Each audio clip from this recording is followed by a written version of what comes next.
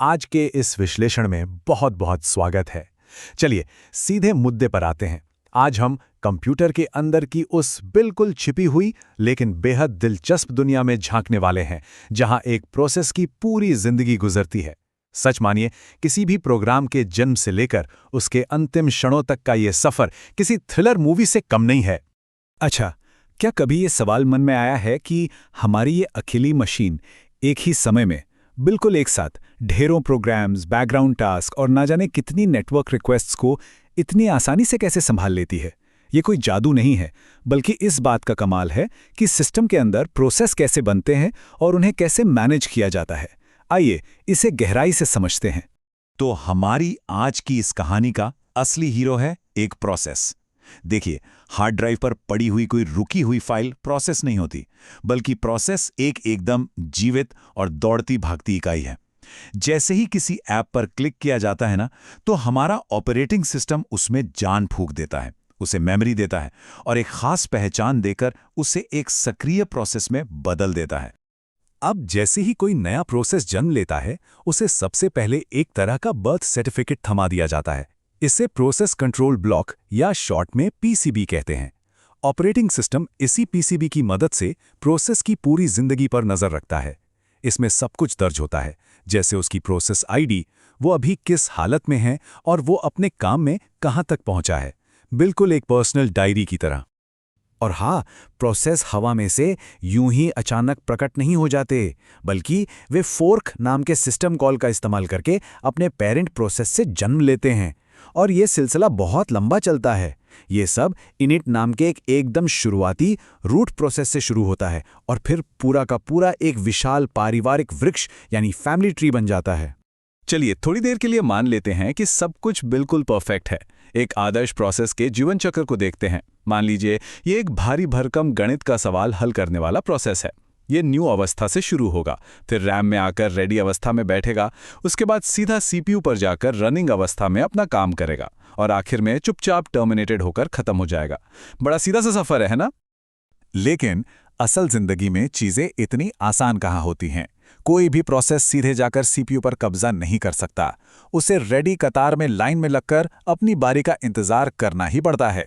और ये इंतजार तब तक चलता है जब तक एक शॉर्ट टर्म शेड्यूलर उसे चुनकर सीपीयू के पास नहीं भेज देता।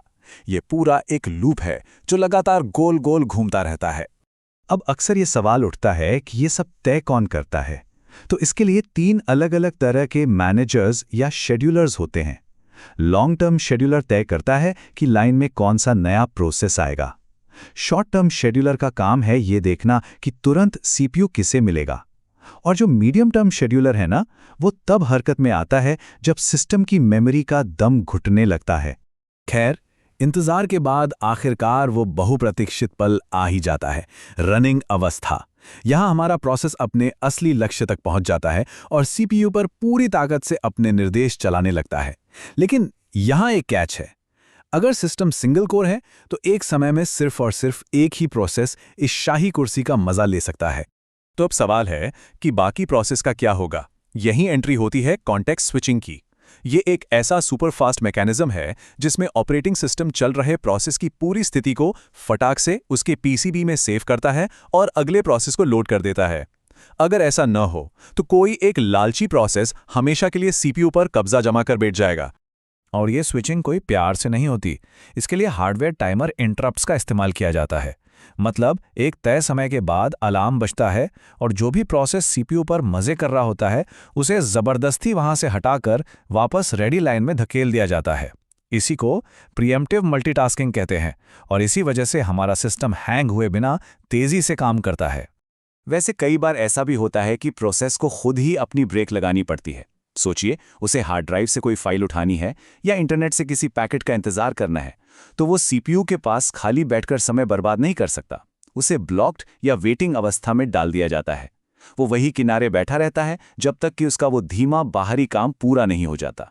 अब कहानी में आता है एक बहुत बड़ा ट्विस्ट।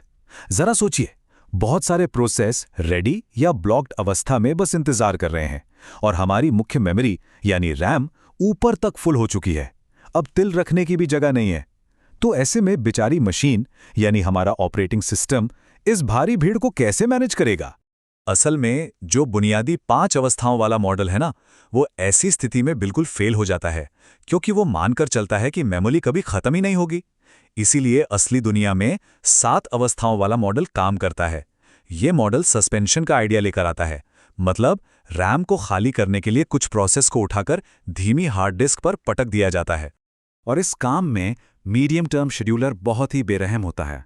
अगर कोई प्रोसेस फंसा हुआ है या सिर्फ अपनी बारी का इंतजार कर रहा है और सिस्टम को तेज रैम की सख्त जरूरत है, तो बिना कुछ सोचे उस प्रोसेस को डिस्क पर स्वैप कर दिया जाता है। वो सीधा रेडी सस्पेंड या ब्लॉक्ड सस्पेंड अवस्था में चला जाता है और उसे तब तक वहीं सड़ना पड़ता है जब तक रैम में दोबारा जगह नहीं बन जाती।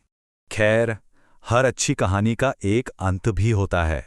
हमारे प्रोसेस के जीवन चक्र का ये आखिरी अध्याय है, टर्मिनेटेड अवस्था। जब प्रोसेस अपना सारा काम कामयाबी के साथ पूरा कर लेता है, तो वो एग्जिट सिस्टम कॉल लगाकर ऑपरेटिंग सिस्टम को इशारा कर देता है। वो बता देता है कि बॉस, मेरा काम हो गया, अब मेरी छुट्टी करो। और इस विदाई के दौरान हमारा ऑपरेटिंग सिस्टम बिल्कुल एक सफाई कर्मचारी की भूमिका में आ जाता है। वो प्रोसेस के पास मौजूद सारी रैम वापस छीन लेता है, उसकी खुली गई सारी फाइलें बंद कर देता है और ये पक्का करता है कि सिस्टम का हर एक कोना, हर एक रिसोर्स दूसरे नए प्रोसेस के लिए एकदम साफ और उपलब्ध हो जाए। लेकिन रुकिए, जो बात इस स्लाइड में सबसे ज्यादा चौंकाने वाली है वो ये है कि प्रोसेस मरने के बाद भी तुरंत पूरी तरह से गायब नहीं होता। उसका कंट्रोल ब्लॉक यानी पीसीबी सिस्टम में एक भूत की तरह तब तक भटकता रहता है जब तक उसका पेरेंट प्रोसेस उसका एग्जिट स्टेटस नहीं पढ़ लेता। और अगर पेरेंट ऐसा करना भूल जाए तो वो प्रोसेस एक अजीब सी ज़ॉम्बी अवस्था में फंसकर रह जाता है।